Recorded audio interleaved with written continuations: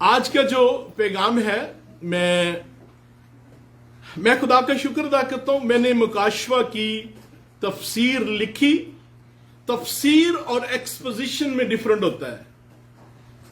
जो तफसीर है आप उसको लाजमी नहीं कि आप उसकी ग्रीक और हिब्रू और अरामिक में स्टडी उसको भी इन डेप्थ बयान करें। तो जो एक्सपोजिशन होती है उसमें आप जो सर्टन फ्रेज और कुछ चीजों को आप उसकी इन डेप्थ स्टडी करते हैं। तो मैं आजकल मुकाशवा की भी स्टडी कर रहा हूं, जो इसकी एक्सपोजिशन है साथ साथ। तो आज के जो पैगाम है जो मैं मुकाशवा की एक्सपोजिशन कर रहा हूं, ये उसमें से लिया गया जो मैं आपके साथ शेयर करने वाला हूं। और बाकी अपनी दुआओं में जरूर याद रखिएगा। मैंने 2019 में जो डैनियल की तफसीर लिख ली थी, और उन दिनों में तो खैर पेंडेमिक था तो घर में होते थे, तो मैंने बहुत उसमें रिसर्च की। लेकिन अब मैंने उसमें एक्सपोजिशन भी शामिल की है। और मुझे पब्लिशर ने कहा जी कि ये मुमकिन नहीं है, जो आपने इतने पेजेस लिख दिए 6000, तो ये या तो बुक का साइज बड़ा करना पड़ेगा। मैंने कहा जो भी करना है, लेकिन ये इसमें से कोई चीजें एडिट ना की जाए, सारा मवाद रखा जाए। तो एज़ेकियल की भी स्टडी चल रही है। तो बस ये मेरा एक इश्क है और मेरी दुआ है कि खुदा। अच्छा, मैं दुआ से बात याद आई, क्योंकि बहुत बहन भाई वॉच भी कर रहे हैं ऑनलाइन। मेरी आपसे गुजारिश है कि आप मेरे लिए जो लंबी उम्र की दुआ कहते हैं, मुझे उससे बड़ा डर लगता है। यकीन करें, मैं रिस्पेक्टफुली कह रहा हूं। अगर दुआ करनी है तो फिर साथ ये भी क्या करनी है, खुदावन आपको सेहत तंदुरुस्ती भी दे। आपको शायद, मुझे जो मेडिकल में वो तो समझते हैं, कई दफा इतनी लंबी उन लोगों की उम्र हो जाती है, उनके बच्चे उन्हें सीनियर होम में छोड़ देते हैं और ज्यादातर वापस मिलने भी नहीं आते, और वो उसी जगह पर तरसते हैं इस बात को कि मैं घर कब जाऊंगा। तो बराए मेहरबानी लंबी उम्र क्या करनी है यार, हमारे पास तो हमेशा की जिंदगी है। जिंदगी उतनी चाहिए जितनी सेहत तंदुरुस्ती और किसी का मोहताज ना हो।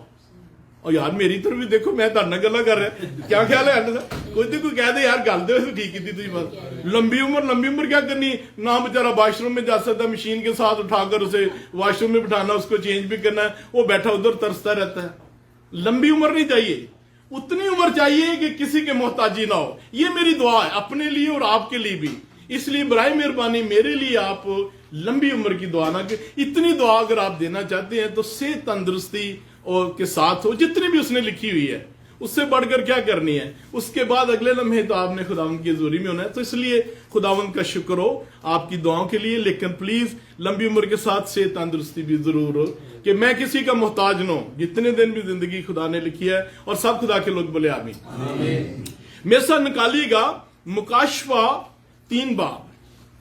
मैं तो बयान नहीं कर सकता, मैं क्या आपको कैसे कहूं कि यार अगर आप कुछ पढ़ते हैं, मुकाशवा कम से कम रोज पढ़ा करें, मुफ्त दी बरकत तो पा लिया करें, क्योंकि ये उसका वादा, ये वाहिद किताब है जिसके बारे में लिखा है किसके पढ़ने वाला बरकत पाएंगे। आए अपने कदमों पर खड़े हो जाएं और इसका 3 बाब 14 से 22 आज तक तिलावत करेंगे।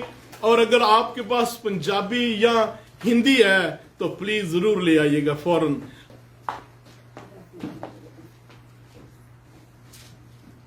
खुदा के पवित्र कलाम से पढ़ेंगे लौदीकिया को संदेश।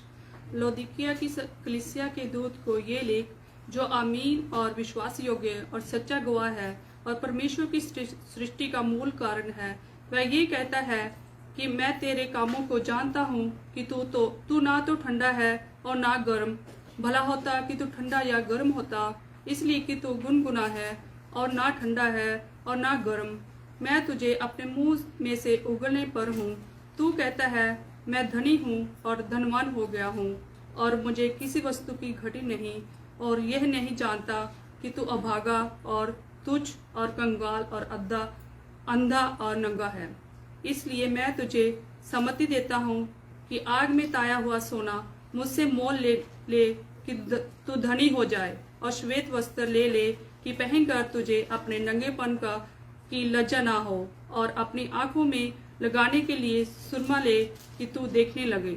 मैं जिन जिन से प्रेम करता हूँ उन सब को उल्हाना और ताड़ना देता हूँ। इसलिए सरगर्म हो और मन फिरा देख, मैं द्वार पर खड़ा हुआ खटखटाता हूँ। यदि कोई मेरा शब्द सुनकर द्वार खोलेगा तो मैं उसके पास भीतर आकर उसके साथ भोजन करूंगा और वह मेरे साथ। जो जय पाए मैं उसे अपने साथ अपने सिंहासन पर बिठाऊंगा, जैसे मैंने जय पाकर अपने पिता के साथ उसके सिंहासन पर बैठ गया। जिसके कान हो वह सुन ले कि आत्मा की कलीसियाओं से क्या कहता है। आमीन। Hallelujah, hallelujah. आप बैठ सकते हैं प्लीज। Thank you.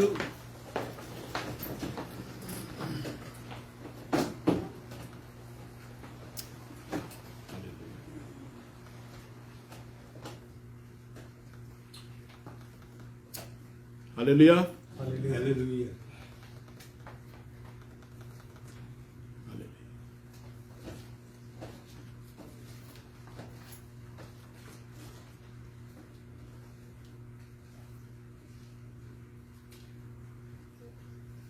हालेलुया।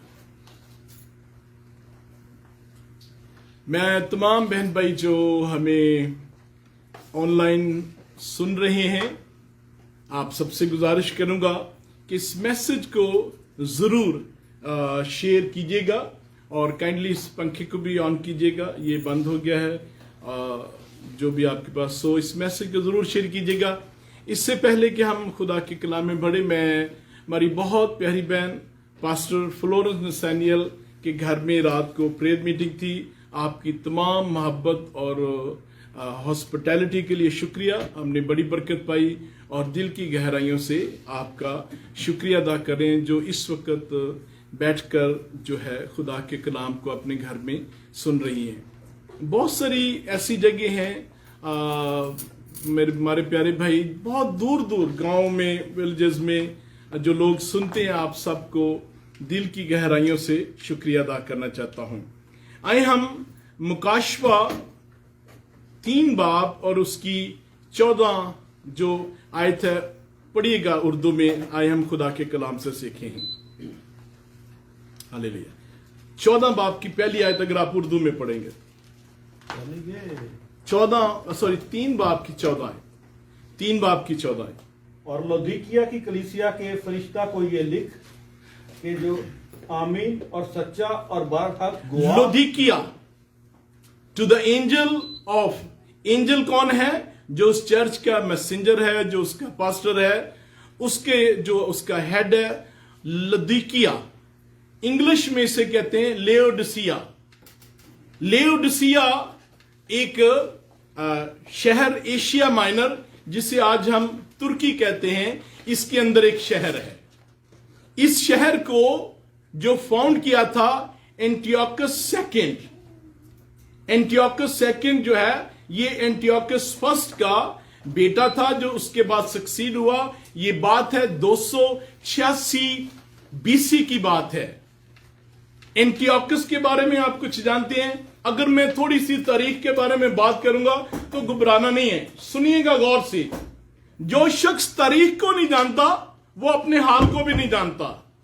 अगर मसीहत में आप तारीख को नहीं जानते तो फिर अपने हाल को और मुस्तकबिल में क्या होने वाला वो भी नहीं समझते। सबसे अब ये देखिए, अगर आप दानियल 2 बाब 7 बाब मुकाशवा समझना चाहते हैं तो आपको थोड़ा सा तारीख के बारे में। बाइबल मुकद्दस में 4 हैवानों का जिक्र है। पहला हैवान कौन है? बाबल। Very good. दूसरा हैवान किसको कहा गया? ईरान को, जो जिसे मेडो पर्शिया। तीसरा हैवान किसका जिक्र है?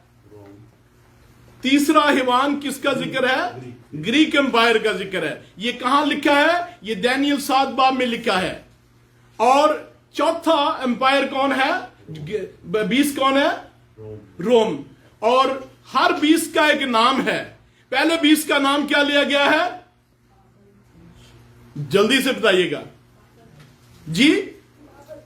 नहीं, नाम क्या? नाम भी लिए गए। उसका नाम है शेर से उसे तशबीह की है। दूसरा रिच, जो ईरान है। तीसरे 20 का नाम क्या है? तिंदवा, जिसे हम लेपर्ड कहते हैं। चौथे बीस का नाम क्या है?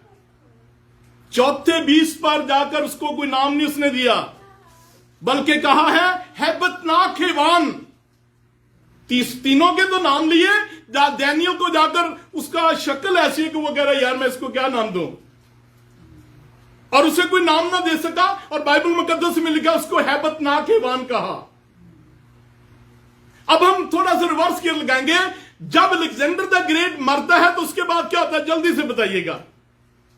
वैसे एक बड़ी मजेदार बात, अलेक्जेंडर द ग्रेट अपनी आर्मी के साथ गया जो इसराइल के अंदर, वहां पर जब उन्होंने लूट मार की, बाय द वे मुझे बड़ा फख्र है, सिकंदर आजम पाकिस्तान में भी गया हुआ है, वहां पर इसकी जंग हुई राजा के साथ, तो वहां पर ये जंग में जो इसके तीर लगा, फिर वापस जब आ रहा था तो बाबुल मौजूदा इराक के अंदर, वहां पर इसकी जो है डेथ होती। खैर एनीवे, अलेक्जेंडर द ग्रेट जब मरा तो फिर क्या हुआ, जल्दी से बताइएगा, आपको पता होना चाहिए। ये बातें फिर आप बाइबल को समझ ही नहीं सकते अगर आपको पता ही नहीं है, क्योंकि अगर आप डैनियल 11 बाब पढ़े तो पूरी तारीख लिखी हुई है कि क्या हुआ था।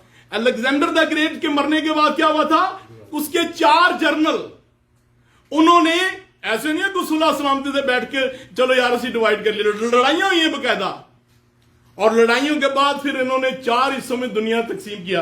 कैन यू इमेजिन कि जिसका बॉस मर जाए तो उसके बाद दुनिया का 25% हिस्सा उसके अंदर आ गया। सो अलेक्जेंडर द ग्रेट के मरने के बाद दुनिया 4 हिस्सों में 4 जर्नैलों ने डिवाइड कर लिया।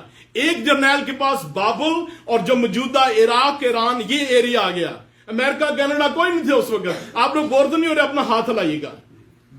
एक जर्नल के पास जो मैसेडोनिया मौजूदा जो ग्रीक एम्पायर है जो वो एरिया आ गया, ईरान इराक, और एक के पास मैसेडोनिया आ गया। एक के पास जो मौजूदा असीरिया है ये उसके अंदर आ गया। जिस जर्नैल के पास असीरिया आया था उसका नाम था एंटियोकस। उसी ने, जिस शहर की हम स्टडी कर रहे हैं, उसी ने इस शहर को फाउंड किया और अपनी बीवी के नाम पर रख दिया। उसकी बीवी का नाम था लेओडिसी। लेओडिसिया तो शहर है, लुदीकिया, उसकी बीवी का नाम था लेओडिस, और उसके नाम पर इस शहर को रख दिया एंटियोकस सेकंड, जो कि सीरिया में एक जनरल के अंदर जो डायनेस्टी चलती है उसका बेटे ने आगे इस शहर को अपनी बीवी के नाम पर रख दिया। ये थोड़ा सा बैकग्राउंड था, मैंने सोचा आपको एक झलक हम तारीख की भी दिखाएं। पढ़िएगा मुकाशवा 3 बाब और उसकी 14 आयत।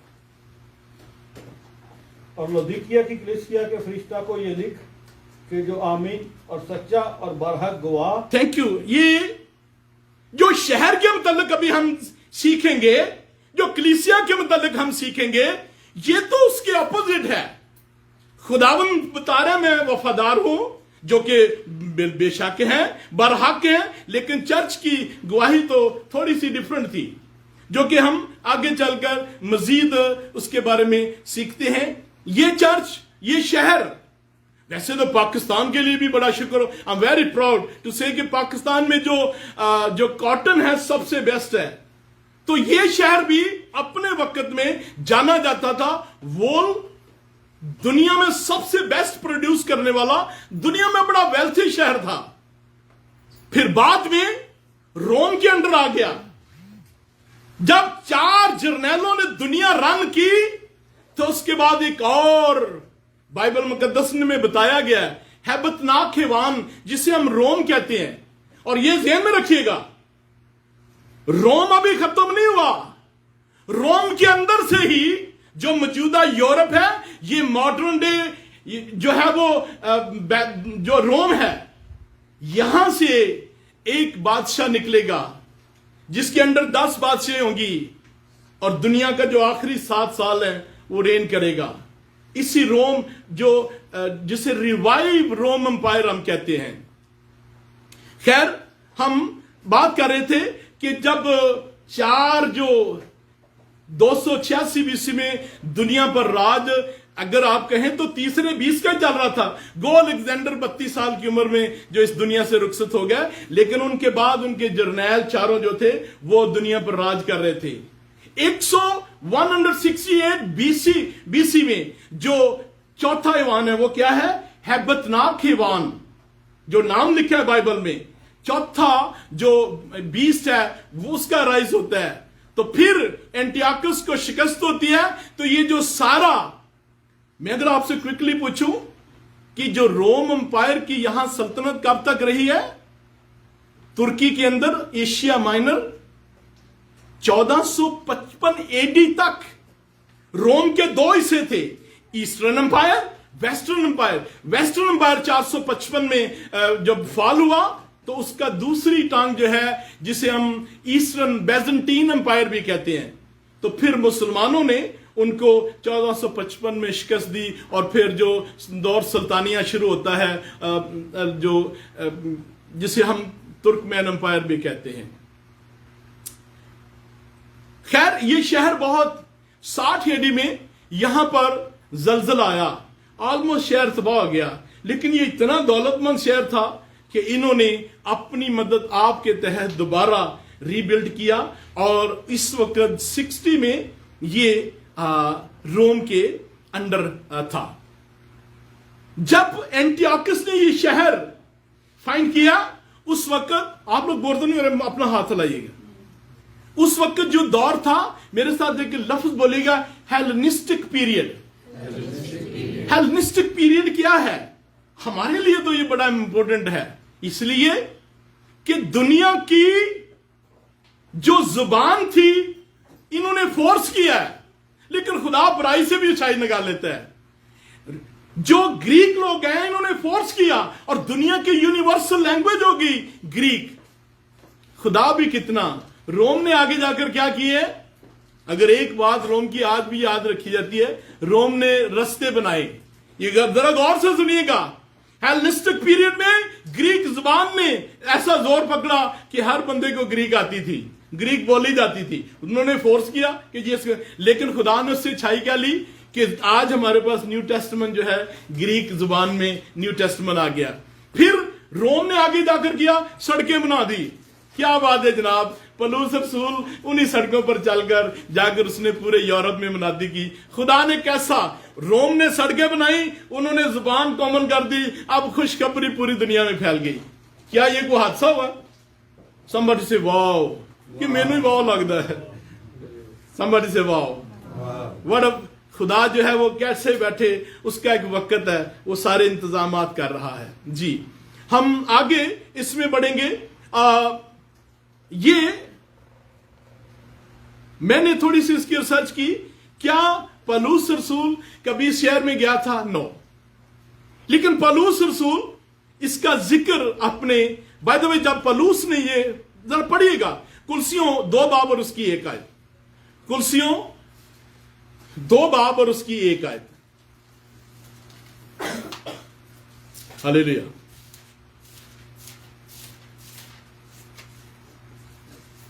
मैं चाहता हूं कि तुम जान लो कि तुम्हारे और उनके लिए जो लौदीकिया में है, और उन सब के लिए जिन्होंने मेरा शारीरिक मुंह नहीं देखा, मैं कैसा परिश्रम करता हूं। Thank you.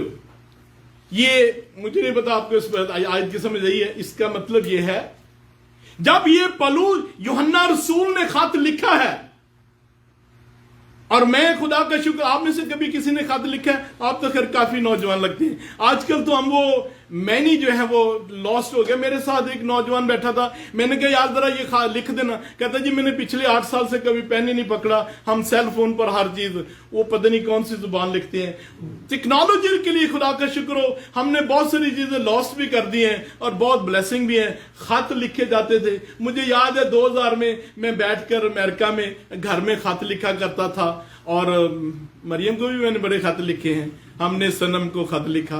तो खुदावन का शुक्र हो खत के लिए। अब तो खत का वो रिवाज है, लेकिन ये लिटरल खत गया था, इसके दोनों तरफ लिखा हुआ था और ये जाकर पर्सनली डिलीवर किया गया। तो ये कुर्सियों का भी खत है। खुदावन का शुक्र हो, खुदावन ने पौलुस रसूल जैसी हस्ती को इस्तेमाल किया, तो ये इनको खत लिखते हैं। ये कब खत लिखा कुर्सियों का? जब ऑलरेडी यूहन्ना रसूल का खत जिसकी हम स्टडी कर रहे हैं वो पढ़ा जा चुका है। अब मजीद जो है वो उनको बयान कर रहा है। कोई इश्यू चल रहा था, कोई डॉक्ट्रिनल इश्यू, कोई मसला मसाइल चल रहा था, तो पौलुस रसूल कहता है कि I want to know you कि struggle I have behalf of so वो कह रहा है कि लुदीकिया की कलीसिया और कुलसियों को बता रहा है कि आप दोनों के बिहाफ पर मैंने बड़ी स्ट्रगल की है, कोई ना कोई इश्यू होगा जिस पर उन्होंने बात की। फिर आगे इसी चैप्टर में पढ़िएगा 15 आयत, 4 बाब और 15 आयत। मैं तेरे कामों को जानता हूं। ये मुकाशवा 4 बाब, सॉरी कुलसियों 4 बाब और 15 आयत, कुलसियों 4 बाब और 15 आयत। बल्कि मोहब्बत के साथ सच्चाई पर कायम रह कर और उसके साथ जो सर है यानी मसीह के साथ व्यवस्था होकर हर तरह से बढ़ते जाएं। ये 4 बाब और 15 में लौदीकिया के भाइयों को जी एग्जैक्टली, तो जो लुदीकिया के भाइयों को ग्रीटिंग्स भी पलूस रसूल कुलसियों में भेज रहा है। इन अदर वर्ड लुदीकिया की कलीसिया के जो मशहूर शख्सियात थी चर्च में, उनको पलूस रसूल जानता था जाती तौर पर, उनको भी लिखा, उनके बिहाफ पर स्ट्रगल की, उनको इस सारे, लेकिन जाती तौर पर पलूस रसूल जो थे वो वहां नहीं गए थे, लेकिन उनको वो बड़ी अच्छी तरह जानते थे। 1400 एडी तक तारीख हमें बताती है कि यह चर्च मौजूद था। आज 2022 है, तो 600 साल पहले तक यह चर्च मौजूद था, लेकिन आज यह चर्च रियून्ड में है, यह चर्च मौजूद नहीं है। लेकिन जो पैगाम इस चर्च को दिया गया वो रेलेवेंट है। चर्च ने जन्म कब लिया बताइएगा जरा जल्दी से। भाई चर्च ने जन्म ईद पेंटिकॉस्टल वाले दिन लिया, चर्च शुरू हुआ, और पहली कलीसिया जो 7 खतों को हम स्टडी करते हैं कि पहली मोहब्बत, they were on fire for the Lord. पलूस रसूल ने इफसियों की कलीसिया को शुरू किया, 3 साल वहां मौजूद रहा, और लिखा है कि उसके कलाम की बदौलत एशिया माइनर में सबने, मेरे साथ बोलिएगा, सबने, कैन यू इमेजिन क्या पावरफुल खुदा का कलाम उसने शेयर किया कि एशिया माइनर जिसे हम आज तुर्की कहते हैं, वहां सबने उसका कलाम सुना। खुदा का शुक्र हो, इस मर्द खुदा के बाद ना इंस्टाग्राम ना ट्विटर, बाय द वे मुझे मेरी सिस्टर इन लॉ है, उसकी बेटी का भी इंस्टाग्राम, मैं तो हैरान रह गया, 2 साल उसकी उम्र है जी, उसका भी इंस्टाग्राम अकाउंट है। तो खुदा का शुक्र हो, इस मर्द खुदा के पास कोई इंस्टाग्राम, कोई ईमेल, कोई व्हाट्सएप, कुछ ना वेबसाइट ना फेसबुक, कुछ भी नहीं था, लेकिन लिखा है कि उसने जब कलाम किया तो एशिया माइनर में सबने कलाम सुना। हालेलुया। यार जोर ना बोले करो हालेलुया की गल, नाश्ता नहीं जे करके आए। हालेलुया। आए हम खुदावन के, अब हम थोड़ा सा बात में कर रहा था कि चर्च ने जन्म लिया ईद पेंटिकॉस्ट। चर्च ने इस दुनिया से जब जाना है तो क्या इवेंट होना है? इतना लोग चोरी चोरी बोल रहे, सबको बोलना चाहिए था यार, ये तो फौरन। हालेलुया। क्या होना है? चर्च का ने जन्म लिया ईद पेंटिकॉस्टल वाले दिन। चर्च का एंड कब होना है? जब खुदावन ने कलीसिया को आसमान पर लेकर जाना है। और खुदावन ने कलीसिया को आसमान पर कब लेकर जाना है? Any moment, any day. Hallelujah. Bible मुकद्दस में लिखा है कि हमें हर दिन उसके मुंतजर रहना चाहिए। आप में से कितने हैं जो हर रोज उसके मुंतजर है? हालेलुया। मैं तो भाई हर रोज मुंतजर हूं। हालेलुया। किसी दिन भी आ जाए तो I am ready for to welcome my lord. Hallelujah. और फिर हमने कितनी देर खुदावन के साथ रहना है? किसने कहा हमेशा हमेशा? क्या बात है जनाब, कितने खुदावन के साथ हमेशा हमेशा लड़ने के लिए तैयार हैं? किन्ने ये बैठे नहीं कहते यार ये उन्होंने मैं माफ करना है, उनके नाल लड़ाई चल रही है, उन्होंने मेरी दुश्मनी, उन्होंने मैं ये ठीक करना है, वो की समझ आपने, वो की समझदार। तो आप हर रोज रेडी है। हालेलुया। दोनों हाथ बुलंद करके गए। हालेलुया। कितने रेडी हैं खुदा उनकी आमद के लिए। चर्च जब शुरू हुआ था मौजज़ा हुआ था, इट वॉज अ मिरेकल। सब गैर जुबाने बोल रहे हैं और खुदाबंद की आग बरसी। जिस दिन चर्च ने जाना है ये भी एक मौजज़ा होगा। बहुत सारे लोग कहते हैं लो जी मैनू विखाओ कि पुराने अहदनामे च मुकाशव रैप्चर किथे लिखा। मैं कहा तू लभदा रह। पहला करंथियों 15 बाब 55 और 55 आयत में लिखा है कि ये एक भेद है। और मुझे किसी ने कहा कि जी सर जी आप दौरे हाज़िर में नबी हैं, लेकिन मुझे पीटर यंगरे साहब की बड़ी अच्छी बात लगी मुझे, कहते हैं सैमुअल साहब हमारे अंदर रसूलों की अनॉइंटिंग है। यार ये रसूलों को तो भेद मिला है चर्च का। पौलुस रसूल कहता मुझे किसी नबी को पता भी नहीं था कि चर्च भी कुछ शुरू होना है। ये तो खुदा का शुक्र हो उस अनॉइंटिंग के लिए जो मर्द खुदा पौलुस रसूल पर थी, जिसे चर्च का भेद मिला, जिसे जो ये रैप्चर का भेद है, वो कहता मुझे खुदा ने ये भेद दिया है, ये एक भेद है। और जब ये कलीसिया उठाई जाएगी तो फिर खुदावंद का आखिरी, अगर मुकाशवा में हम कहेंगे जी मुकाशवा में हम कहां खड़े हैं, तो माय डियर फ्रेंड ये जो कलीसिया की हम स्टडी कर रहे हैं ये आखिरी दौर है। बल्कि मैं ये भी कह सकता हूं कि हम 12 टाइम पर रह रहे हैं और खुदा का शुक्र हो हर दिन जो वो दे रहा है। लेकिन कोई ऐसी बात नहीं है, जो नबूवतें हैं वो पूरी हो चुकी हैं। अब खुदा जितना भी टाइम देता है ये उसकी मेहरबानी है, ये उसका फजल है कि वो हमें टाइम दे रहा है। और जो आखिरी कलीसिया है, लेओडिसिया की कलीसिया जो है, जो लुदीकिया की कलीसिया है, ये आखिरी दौर है माय डियर। और मैं ये बात क्लियर करता चलूं, कम से कम मैं अपनी जात की जो मुझे थोड़ी सी समझ है, खुदा का शुक्र अगर खुदा ने किसी को बताया, मेरे नजदीक डेट सिर्फ खुदा की जात जानती है। मुझे इतना पता है कि मेरी हर जिंदगी का दिन आखिरी दिन है, किसी दिन भी मेरा खुदाबंद आ सकता है और हमें उसके मुंतजर रहना चाहिए। Hallelujah. Please tell your neighbour जनाबे अली रेडी हो। मेरा नहीं कहा तुम मसाया ना बोलते भी बोले जरा बोल करके are you ready to welcome the lord. बल्कि यूं पूछिएगा are you ready to meet the lord Jesus Christ. मेरा नहीं ख्याल था, एक तो ट्राई कर लो, की फर्क पैदा। आप पूछे जरा कि आप यीशु मसीह से मिलने के लिए तैयार है। हालेलुया, मैं तो तैयार हूं जनाब। हालेलुया, अपना हाथ बुलंद कीजिएगा अगर आप तैयार हैं। आपने हमसे कहो जी मैं तो तैयार, आप तेरा मैंने पता नहीं, गल ही खत्म है। हालेलुया जी। हम 14वीं आयत को दोबारा पढ़ेंगे और फिर हम आगे चलेंगे। और लौदीकिया की कलीसिया के फरिश्ता को यह लिख कि जो आमीन और सच्चा और बरहक गवाह, आमीन, सच्चा, बरहक गवाह है। लेकिन अगर हम जब आगे चलकर स्टडी करेंगे, लेओडिसिया की कलीसिया की सबसे बड़ी प्रॉब्लम क्या थी, और मैं समझता हूं बिलखसूस कनाडा में ये प्रॉब्लम आज मौजूद है।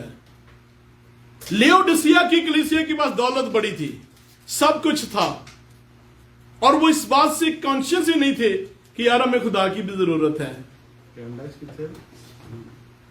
मैं एक जनरल बात कर रहा हूं। मैं समझता हूं कि अगर हम शुक्र ना अदा करें वो लहदा बात है, लेकिन मैं समझता हूं कि दुनिया का one of the prosperous country है और खुदा का शुक्र अदा करें।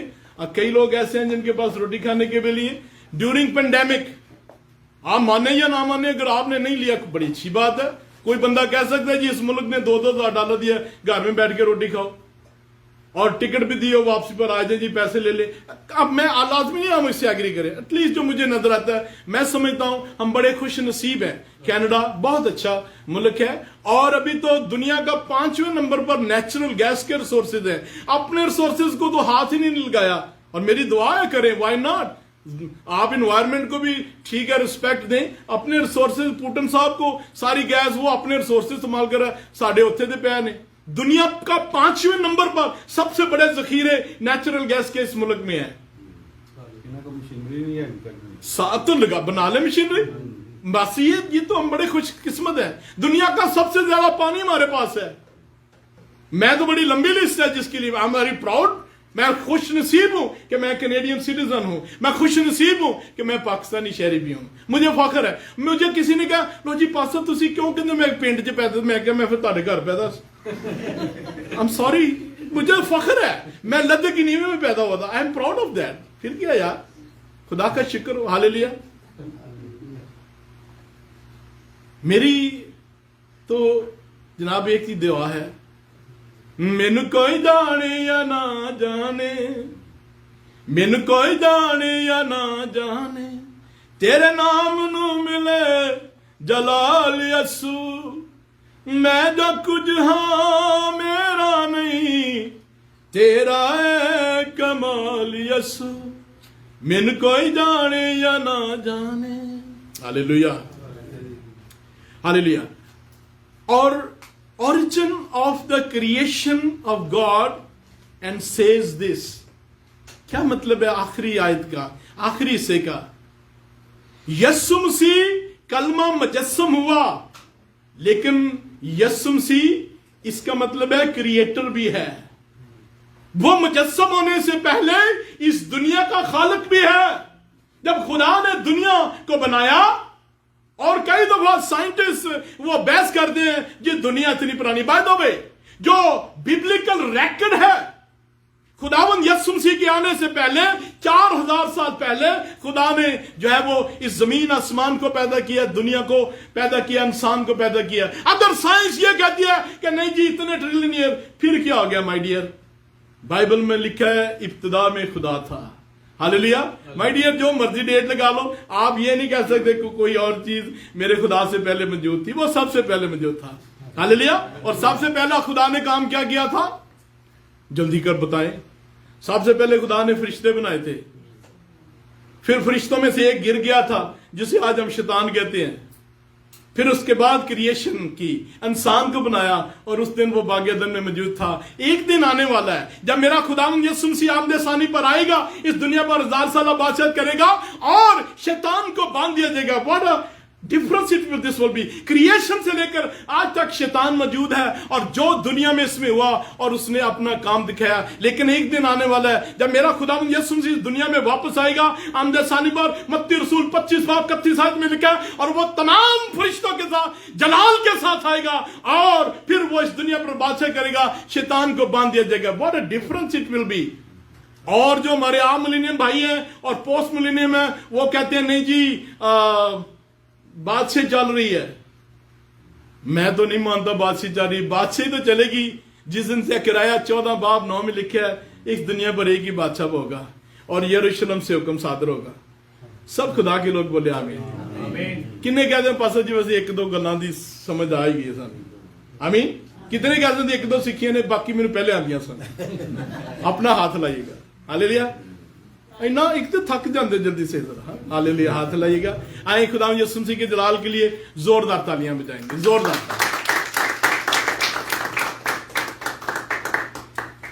ये होता है जब आपने एक्सपोजिशन की होती है तो फिर काम लंबा हो जाता है। तो इसलिए हम यहां से आगे अपने काम को लेकर चलेंगे। आमीन। खुदा